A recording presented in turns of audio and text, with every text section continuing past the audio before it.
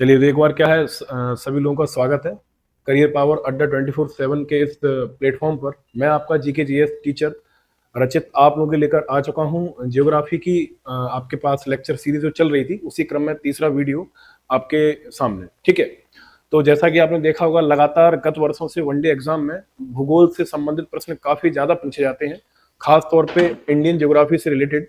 तो मैं समझता हूँ इस सब्जेक्ट को पूरा करना आपके लिए बेहद जरूरी हो जाता है। तो इसी क्रम में तीसरा वीडियो आपके सामने में लेकर आया हूँ। इस वीडियो में मैं आपको इंडिया की जो कोस्ट लाइन है, यानी कि इंडिया के जो तट हैं, कौन कौन सी रेखा किस राज्य से लगी हुई है, उसके बारे में जानकारी, साथ साथ में भारत की सबसे बड़ी सीमा वाला राज्य, सबसे छोटी सीमा वाला राज्य, तटीय क्षेत्रों से बात चल रही है दरअसल में, और इंटरनेशनल लेवल पर भी अपन बात करेंगे। तो बिना किसी देरी के अपन स्टार्ट करते हैं, है ना। जैसा कि आपको पता है, अपने टॉपिक का नाम है coast of India. Coast of India, ठीक। चलो, अपन अगर कोस्ट की बात करें तो बहुत ध्यान से समझते हैं। पहले मुझे एक रफली आपके लिए एक मैप बनाना पड़ेगा, जो कि आपको पता है मैं रफली ही बना पाता हूं। ठीक है, जहां मैं आपको सिर्फ और सिर्फ कॉन्सेप्ट ही समझा पाऊंगा, लेकिन प्रयास करूंगा कि आप लोगों के लिए एक थोड़ा सा ऐसा मैप बना पाऊं जिससे मैं आपके समक्ष ज्योग्राफी से संबंधित कॉन्सेप्ट को बड़ी आसानी से रख पाऊं। ठीक है, तो चलिए, ये आपका एक थोड़ा सा रफली मैप बन गया। उम्मीद करते हैं कि आप इसको थोड़ा सा मैनेज कर लेंगे, बहुत आसानी से समझने वाले हैं अपन इसको। देखो, हमने लास्ट क्लास में आपको बताया था, इस तरीके की जो बाउंड्री है ना, ये बाउंड्री, इस बाउंड्री को, इसको क्या बोलते हैं, इंडिया की, इसको बाउंड्री लाइन बोलते हैं। ये रही,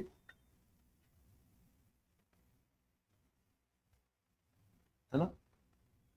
अब क्वेश्चन इस बात का है कि सर, ये तो आप लास्ट वीडियो में बता चुके हैं, तो थोड़ा सा यहाँ आपको एक रिवीजन के तौर पे हल्का सा बताने की जरूरत है, वरना आप इसको कॉन्सेप्ट को पकड़ नहीं पाएंगे। ठीक है, ये मैंने जो ऊपर वाली लाइन आपके सामने खींची है ना, येलो कलर की, इसको बोलते हैं लैंड बाउंड्री। क्या बोलते हैं इसको? Land boundary. कोई पूछे लैंड बाउंड्री है कितनी, तो सिंपली इसका आंसर कर देंगे आप 15,200 किलोमीटर। बड़े आसान शब्दों में इसका आपको उत्तर याद रखना है। जो आपको स्काई ब्लू कलर की दिख रही है, ये इंडिया की वाटर बाउंड्री है। अगर आपसे पूछा जाए इंडिया की वाटर बाउंड्री कितनी है, तो then the answer will be 6100 kilometre. बड़े आसान शब्दों में 6100 किलोमीटर आप याद रखेंगे। लेकिन मैंने आपको यह भी बताया था कि अपने अंडमान निकोबार, लक्षद्वीप, पौंडीचेरी जैसे आइलैंड भी हैं, अगर उनको इंक्लूड कर देते हैं तो उसके बाद इसकी जो वाटर बाउंड्री है, उसकी लंबाई बढ़ जाती है।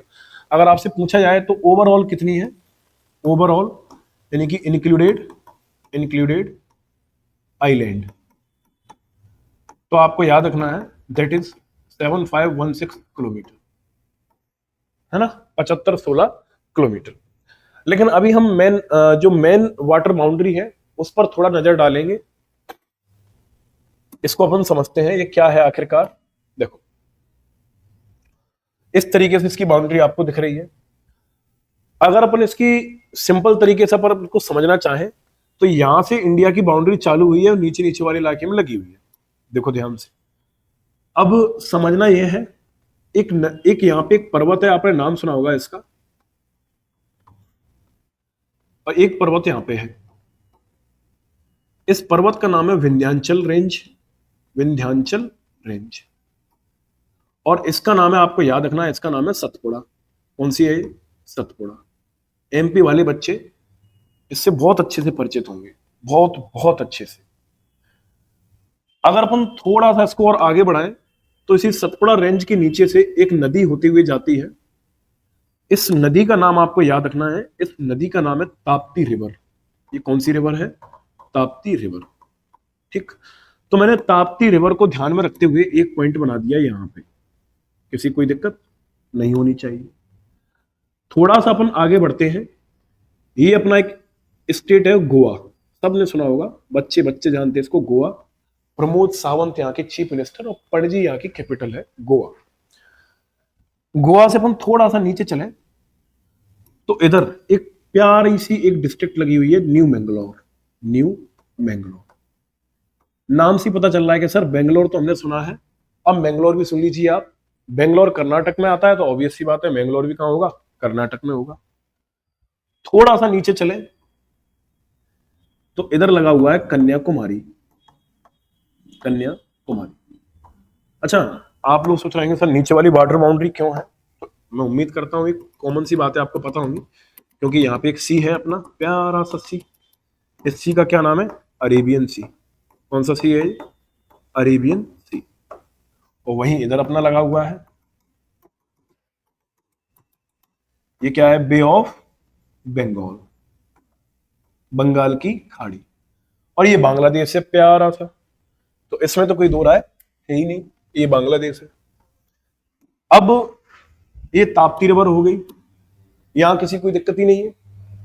अगर हम थोड़ा सा आगे चले तो एक बात और बनानी है आपके लिए मुझे, कि एक रिवर है यहां पे प्यारी सी, ईरी रिवर।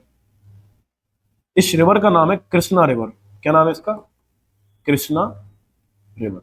आर फॉर रिवर, ये कृष्णा रिवर का पॉइंट हो गया, जहां ये अपना पानी बे ऑफ बंगाल में गिरा रही है। अपन आगे चले तो एक नदी आपको यहां याद रखनी है, इस रिवर का नाम है महानदी। देखो, मैप आप नदियों का पकड़ने की कोशिश ना करें, मेरा उद्देश्य आपको कॉन्सेप्ट सिखाना। तो एक पॉइंट आप यहां याद रखें, ठीक। और आपको एक पॉइंट यहां याद रखना है, एक रिवर जी रही। इस रिवर का भी मैं नाम साइड में लिखे देता हूं, हो सकता है आप इसको भूल रहे हो। इस रिवर का नाम है स्वर्ण रेखा रिवर। स्वर्ण रेखा रिवर। फिर से समझेंगे एक बार, देखो, ये है ताप्ती रिवर, ये है गोवा, ये है न्यू मैंगलोर, ये है कन्याकुमारी, ये है कृष्णा रिवर, ये है महानदी रिवर, और ये है स्वर्ण रेखा रिवर। नदियों को थोड़ा और अच्छा बनाने के लिए एक काम करते हैं, ताकि आप नदियों को समझ पाए। ये आपकी नदियां हो गई, ये रिवर्स हो गई आपकी, ठीक है। अब किसी को कोई दिक्कत नहीं होगी। अब आप बोल रहे हैं सर इतना आपने क्यों बनाया, तो दरअसल में आपको जो जो पॉइंट्स दिख रहे हैं, जो जो आपको पॉइंट्स दिख रहे हैं, इन पॉइंट से लेके इन बीच बीच में जो भी कोस्ट पड़ रहे हैं, ये वाला कोस्ट है, जैसे ये वाला कोस्ट है, ये वाला कोस्ट है, ये है, ये है, ये है, इन सारे तटों के कोई पर्टिकुलर नाम है, इनके कोई ना कोई नाम है। जैसे यहां इलाका लगता है महाराष्ट्र का, यहां लगता है कर्नाटका का, नीचे लगता है केरला, और यहां लगता है तमिलनाडु, आंध्र प्रदेश, उड़ीसा। इस तरीके से साउथ में स्टेट लगे हुए हैं। इन स्टेट के जो कोस्ट है, इन नदियों की बाउंड्री है ना, किसी डिस्ट्रिक्ट के नाम पर, किसी स्टेट की बाउंड्री, इसके बेसिस पर इनके नाम कर दिए गए हैं। मैंने क्या बोला, इसके बेसिस पर इसके नाम कर दिए गए हैं। तो एग्जाम में इसके नाम पूछते हैं, तो अपन थोड़ा सा इसके बारे में और चर्चा करते हैं। देखो ध्यान से, एक पॉइंट मैंने आपका ये बना दिया। अब मैं इसकी नंबरिंग कर रहा हूं, देखना ध्यान से। इसके लिए मैंने इधर एक नंबर लिख दिया 1, इधर लिख दिया मैंने 2, इधर मैंने नंबर लिख दिया 3, इधर लिख दिया 4, इधर 5, इधर नंबर लिख दिया मैंने 6, 7, 8। सर कह रहे हैं आप ये नंबर क्यों लिख रहे हैं, तो बेटा ये नंबर जो है ना, ये 1 नंबर, ये 2 नंबर, 3, 4, 5, 6, 7, 8, जितनी मैंने नंबरिंग की है ना, इन सारे नंबर के नाम पर अलग अलग नाम से कोस्ट जाने जाते हैं। कौन कौन से कोस्ट है अपन नाम देखते हैं इनके। देखो, लिखे मैं यही देता हूं, ताकि आपको इसको रिलेट करने में मुझे बड़ी आसानी होगी। देखना ध्यान से, बहुत ध्यान से समझना। देखो, पहला वाला जो नंबर लगा हुआ है ना, इस वाले कोस्ट का नाम है कच्छ कोस्ट। क्या नाम है इसका, कच्छ कोस्ट। इसको कच्छ का तट बोलते हैं। इसके नीचे वाला सेकंड वाला है ना, जो सेकंड नंबर, इतने से लेके इतना इतना इलाका, इसको बोलते हैं काठियावाड़ कोस्ट। इसको क्या बोलते हैं, काठियावाड़ कोस्ट। ठीक है, कोई दिक्कत ही नहीं है। तीसरा वाला यहां से लेके यहां तक का इलाका जो है, इस वाले इलाके को बोलते हैं कोंकण कोस्ट। इसको क्या बोलते हैं, कोंकण कोस्ट। कोई दिक्कत नहीं है। गोवा से लेके न्यू मैंगलोर तक, इस वाले इलाके को बोलते हैं, एक्सट्रीमली सॉरी, इस वाले इलाके को बोलते हैं Kannada coast. Kannada coast, new Mangalore से लेके कन्याकुमारी तक, इसको मैं भी और थोड़ा सा अच्छी लैंग्वेज में आपको समझा दूंगा, इसको बोलते हैं मालाबार कोस्ट। मालाबार कोस्ट। अब बच्चे को सोच रहे हैं सर बात को जम नहीं रही है, आप क्या कह रहे हैं, बहुत ज्यादा समझ नहीं पाए, अब तुम समझ जाओगे।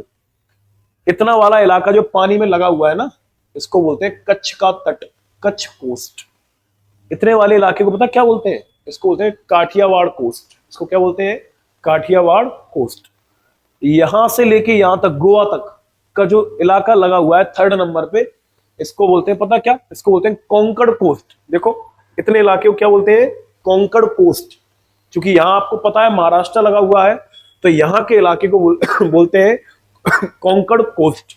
गोवा से लेके न्यू मैंगलोर तक का जो इलाका है, इतना सा जो तट है, इस तट को बोला जाता है कन्नड़ कोस्ट। इसको क्या बोलते हैं, कन्नड़ का तट या कन्नड़ कोस्ट कहते हैं। न्यू मैंगलोर से लेके कन्याकुमारी, तमिलनाडु के कन्याकुमारी तक, जो कि इंडिया का सबसे सदर्न मोस्ट पॉइंट है, सबसे दक्षिणतम बिंदु है। न्यू मैंगलोर से लेके कन्याकुमारी तक का जो तट है, जो कोस्ट है, इस कोस्ट को बोला जाता है मालाबार कोस्ट। और आपको पता होगा कि यहां केरला नाम का स्टेट आ जाता है बीच में। तो कई बार एग्जाम में क्वेश्चन बनाते हैं कि केरला की जो वाटर बाउंड्री है, उस वाटर बाउंड्री का नाम क्या है, उस वाटर बाउंड्री का नाम है मालाबार कोस्ट। क्या नाम है उसका, मालाबार कोस्ट। यानी केरल के तट को मालाबार कोस्ट कहते हैं, महाराष्ट्र के तट को कोंकण कोस्ट कहते हैं, कर्नाटक के कोस्ट को अपन कन्नड़ तट कहते हैं। ठीक है, इतनी सी बात है, बहुत सिंपल है, आपको याद रखना।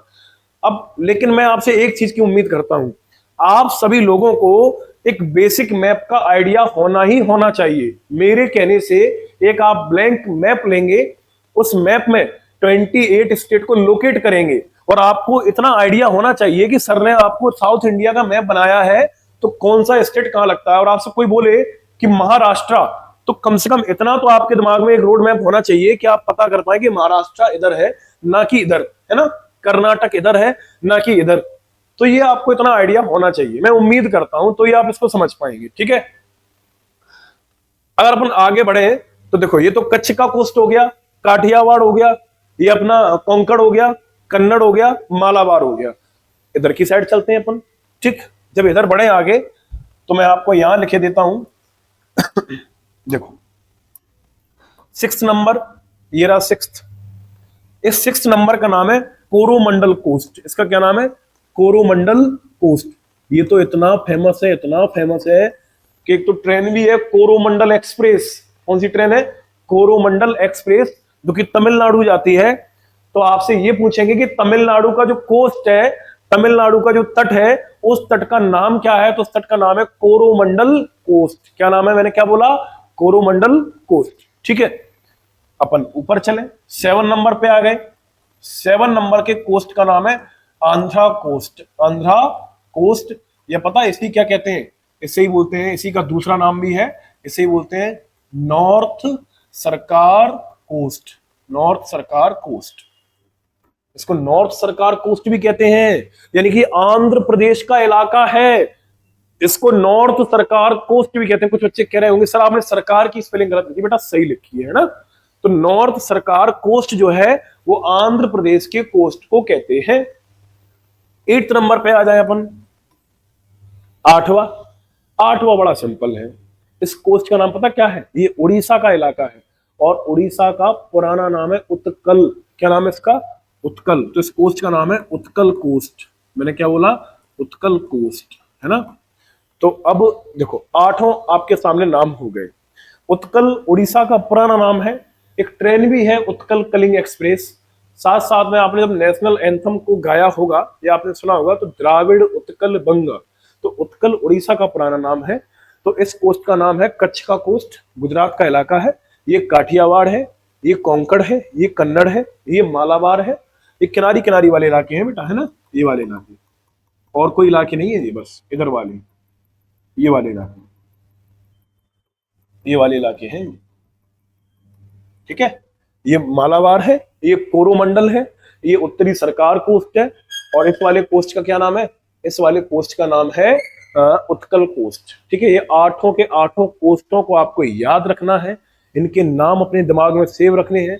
एग्जाम में क्वेश्चन मैंने मल्टीपल टाइम देखे हैं, ये आते ही रहते हैं, थोड़ा घुमा के पूछते हैं, और घुमा के पूछे गए प्रश्नों का आप जवाब ज्योग्राफी में अच्छे से तभी दे सकते हैं जब आपकी नक्शे पर पकड़ हो, है ना। तो आप छोटे बच्चे नहीं है, आप 12th पास आउट हैं, ग्रेजुएशन कर रहे हैं या ग्रेजुएट हैं, तो मैं ऐसा मान के चलता हूं कि आपको मैप भरना आता होगा, एटलीस्ट इंडिया का तो आता ही होगा। ठीक है, तो इसका आप स्क्रीनशॉट ले लें या इसको नोट डाउन कर लें फटाफट से।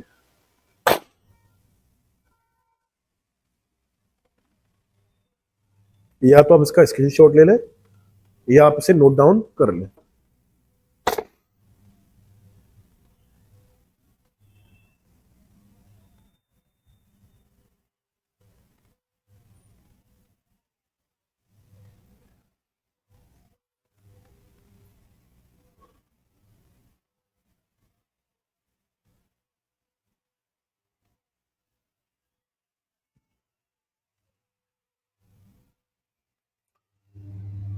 ठीक है, तो आप लोगों ने अपना टाइम ले लिया है, इसको आराम से नोट करते रहें। अच्छा, ये आप सोच रहे होंगे सर ये नदियां क्या है? तो ताप्ती नदी का जो एंडिंग पॉइंट है ना, जो माउथ है, इसको माउथ बोलते हैं। देखो, कोई नदी जहां से निकलती है उसको ओरिजिन बोलते हैं, उसका उद्गम स्थल होता है, और नदी बहते हुए जाके समुद्र में मिल जाती है। तो समुद्र में जिस पॉइंट पर मिलती है तो उसको बोलते हैं माउथ ऑफ रिवर, है ना, नदी का मुहाना कहते हैं उसे। ठीक है, और अपन इसी तरीके से देखें इसको, तो ये सारी नदियों के मुहाने हैं सबके ये। तो इन मुहानों की कॉर्नर से लेके इसके बीच का जो इलाका है वो पर्टिकुलर किसी न किसी तट के नाम से जाना जाता है। ठीक है, तो कच्छ का कोस्ट, काठियावाड़, कोंकण, कन्नड़, मालाबार, कोरोमंडल, आंध्रा कोस्ट और उत्कल कोस्ट। ठीक है, जैसी नंबरिंग यहाँ लिखी है वही नंबरिंग आप यहाँ रिलेट करेंगे, है ना। ये नंबरिंग मैंने इसलिए लिखी है ताकि यहाँ पर इतना सारा डाटा लिखने से ये हो सकता है थोड़ा मैप थोड़ा सा बहुत ज्यादा एकदम आपको इसको थोड़ा बिखरा हुआ लगे, है ना। तो इस वजह से जैसे एक नंबर ये कच्छ है तो कच्छ यहाँ लिखा है, ये काठियावाड़ है। ये वाला कोस्ट कौन सा है? ये कोंकण है। ये 4th नंबर वाला कन्नड़ है। 5th वाला मालाबार है। 6th वाला कोरोमंडल है। 7th वाला आंध्रा या नॉर्थ सरकार कोस्ट है, और 8th नंबर उत्कल कोस्ट है। ठीक है, इतना आपको याद रखना है, ये उत्कल कोस्ट है। और हिंदी वाले बच्चे कुछ नहीं है, बस ये स्पेलिंग है, तो स्पेलिंग से आप हिंदी इंग्लिश में कन्वर्ट करना बहुत छोटी सी बात है। आपने बचपन में बहुत सारी स्पेलिंग को कन्वर्ट करना सीखा होगा। ठीक, इसी के साथ अपन आगे चलते हैं। अगर आपसे पूछा जाएगा कि इंडिया की सबसे longest longest water boundary, India के बारे में बोला जाए, इंडिया की सबसे लॉन्गेस्ट वाटर बाउंड्री स्टेट कौन सा है? तो वो भी आपको याद रखना है। और दूसरा आपसे पूछा जाएगा स्मॉलेस्ट वाटर बाउंड्री स्टेट। फिर आपसे पूछेंगे लॉन्गेस्ट वाटर बाउंड्री यूटी। कई बच्चे सोचते होंगे सर ये यूटी क्या होता है? तो यूनियन टेरिटरी होता है। हिंदी वाले बच्चे इसे याद रखेगा, इसे बोलते हैं केंद्र शासित प्रदेश। इसे क्या बोलते हैं? केंद्र शासित प्रदेश। ठीक है, ये आपको कुछ फैक्ट्स याद रखने हैं। और एक और याद रख लेना, स्मॉलेस्ट वाटर बाउंड्री यूटी। देखो, अगर पूछा है भारत का सबसे बड़ा राज्य जिसकी वाटर बाउंड्री ज्यादा है, तो वो आपको बताना है। सबसे छोटा भी आपसे पूछेंगे, और आपसे ये भी पूछेंगे कि सबसे बड़ा केंद्र शासित प्रदेश कौन सा है जिसकी बाउंड्री लगती है, तो वो भी बताना है, और सबसे छोटा भी बताना है। देखो, सिंपल से इसके आंसर है, सबसे बड़ा है गुजरात। मैंने क्या बोला? सबसे बड़ा कौन सा है? गुजरात। गुजरात की जो वाटर बाउंड्री है वो आपको याद रखनी है, 1600 किलोमीटर है। अगर स्मॉलेस्ट की बात की जाए तो सबसे स्मॉलेस्ट आपको याद रखना है गोवा है। गोवा, गोवा की वाटर बाउंड्री है 101 किलोमीटर, है ना। अब देखो, अगर आप गुजरात में रह रहे होते या गुजरात पीएससी की तैयारी करते या गुजरात के कोई लोकल स्टेट एग्जाम की तैयारी करते, तो वहां आपसे ऐसे प्रश्न भी करते, तो गोवा की ऐसी कौन सी डिस्ट्रिक्ट है जो, सॉरी, गुजरात या गोवा जहां की भी आप करते, कि वो डिस्ट्रिक्ट सबसे बड़ी वाटर बाउंड्री बनाती है ना, या वो डिस्ट्रिक्ट सबसे छोटी वाटर बाउंड्री बनाती है। अब इंडिया लेवल की जीके पर आपको डिस्ट्रिक्ट के नाम याद नहीं रख रहे हैं, तो स्टेट के नाम से काम चल जाएगा ऑलमोस्ट, है ना। हाँ, अगर आप उस स्टेट से संबंधित कोई एग्जाम की तैयारी करते तो डेफिनेटली देखनी पड़ती। लार्जेस्ट वाटर बाउंड्री की बात की जाए किस यूटी की है, तो अंडमान निकोबार की है। किसकी है? अंडमान एंड निकोबार। कितनी है? तो 1962 किलोमीटर। और याद रखना है, स्मॉलेस्ट वाटर बाउंड्री किस स्टेट की है, किस यूटी की है, तो वो पौंडीचेरी की है। किसकी है? पौंडीचेरी। और पौंडीचेरी कितनी है? 45 किलोमीटर। इसका आप स्क्रीनशॉट या फिर इसको प्रॉपर नोट डाउन करेंगे, आप इसको रिवाइज करेंगे, याद करेंगे, ठीक है। लिखें इसको, टेक योर टाइम।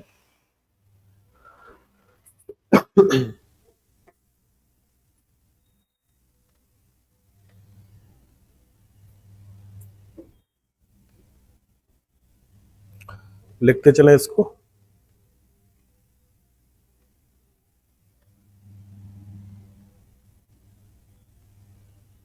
ठीक है, ये इंडिया लेवल पे बातें हुई, वर्ल्ड लेवल पर भी आपको बता देते हैं, ठीक है। इसको पहले पेन डाउन करें अपन। विश्व लेवल पर कौन कौन से देशों की वाटर बाउंड्री ज्यादा है, छोटी है, उस पर भी अपन चर्चा करते हैं, ठीक। इसको लिखें फटाफट से।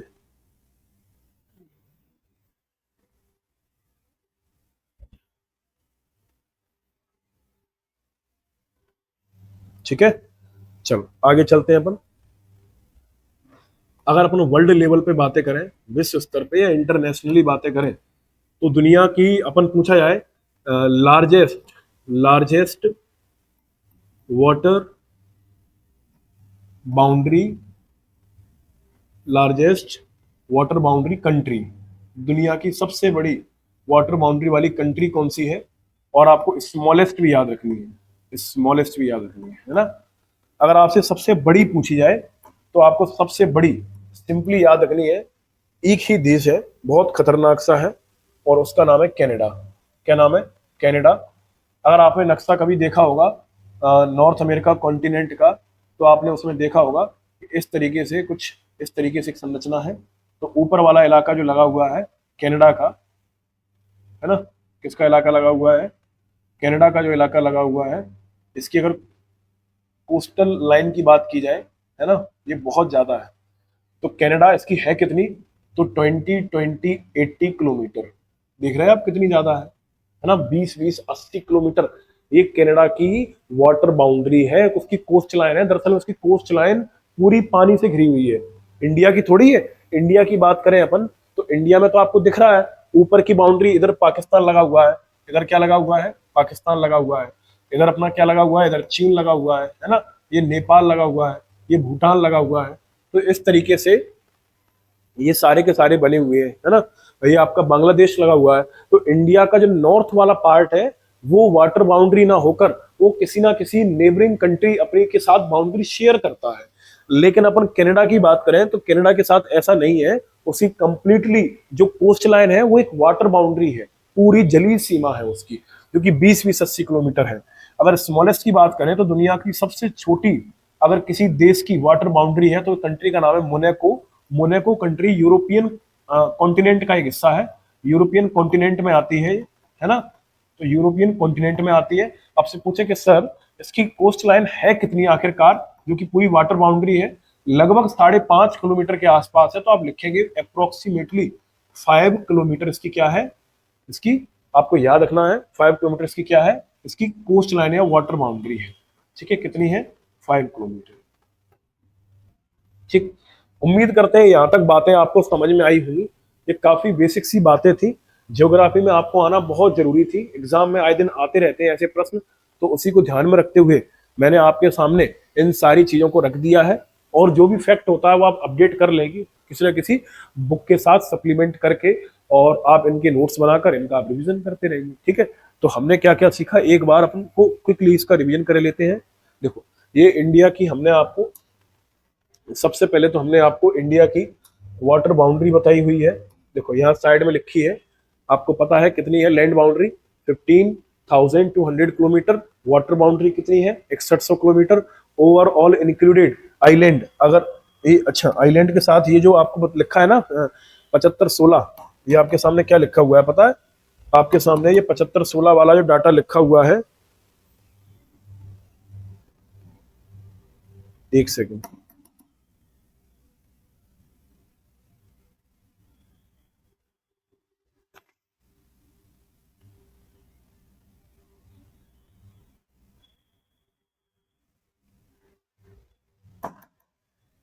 चलो कोई नहीं, ये वाटर बाउंड्री लिखी है ना, 7516 किलोमीटर ये वाटर बाउंड्री है, इंक्लूडेड आइलैंड, है ना, आइलैंड को इंक्लूड करके है। और आइलैंड कौन कौन से? अपने अंडमान निकोबार है, पौंडीचेरी है, लक्षद्वीप है, उनको मिलाकर ये लिखी हुई है। ठीक है, तो वही आपको याद रखनी है। और ये आपके सामने मैंने सारे कोस्टों के नाम लिख दिए हैं। ठीक है, ये सब कोस्ट के क्या है, नाम लिखे हुए हैं आपके सामने, ये सब कोस्ट के नाम लिखे हुए हैं आपके सामने। ठीक है, इसका आप बढ़िया शानदार तरीके से स्क्रीनशॉट लेकर या फिर आप इसको अपनी कॉपी पे मैप को ड्रॉ करके ऐसे ही लोकेट कर लेना। ठीक है, इसी तरीके से इसको लोकेट कर लेना। ठीक, थोड़ा बोर्ड का टेक्निकल इशू चल रहा है, क्या ही नाटक कर रहा है। अगर लॉन्गेस्ट वाटर बाउंड्री की बात करी जाए तो गुजरात, स्मॉलेस्ट गोवा, ठीक है, यूटी में बात करें तो अंडमान निकोबार, और सबसे छोटी बात करें तो पौंडीचेरी। इसकी लंबाई है और आपके सामने लिखी हुई है, इन पर आप गौर फरमाइए। अगर वर्ल्ड लेवल पर बातें करें तो कनाडा की सबसे लंबी कोस्ट लाइन है और मोनाको की सबसे छोटी है, लगभग 5 किलोमीटर के आसपास। और मोनाको यूरोपियन कंट्री है, जबकि कनाडा नॉर्थ अमेरिका कॉन्टिनेंट की एक कंट्री है। ठीक है, कनाडा जिसकी राजधानी आपको पता है ओटावा। ठीक, इसी के साथ आज की वीडियो को यहीं अपन विराम देते हैं। अगला सेशन, अगली क्लास आते ही आपको इन्फॉर्म कर दिया जाएगा। ठीक है, तो जुड़े रहें लगातार करियर पावर अड्डा 24/7 के इस प्लेटफॉर्म से। ठीक, तो चलते हैं। Nice to meet you, nice meeting you, और आपका दिन शुभ रहे, आपकी रात्रि शुभ रहे। धन्यवाद।